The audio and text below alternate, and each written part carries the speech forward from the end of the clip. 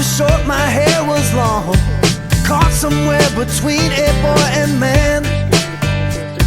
She was 17 and she was far from in between. It was summertime in northern Michigan.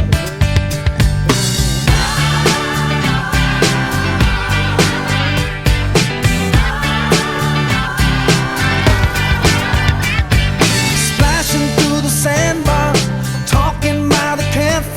It's the simple things in life, like when and where.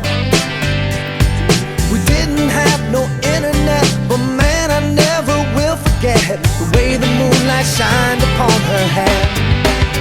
And we were trying different things, and we were smoking funny things, making love out by the lake to our favorite song, sipping whiskey out the bottle, not thinking about tomorrow, singing Sweet Home Alabama all summer long.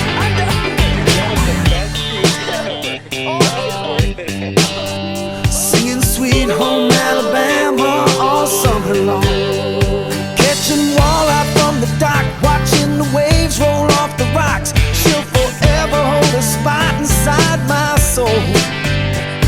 We'd blister in the sun, we couldn't wait for night to come to hit that sand and play some rock and roll.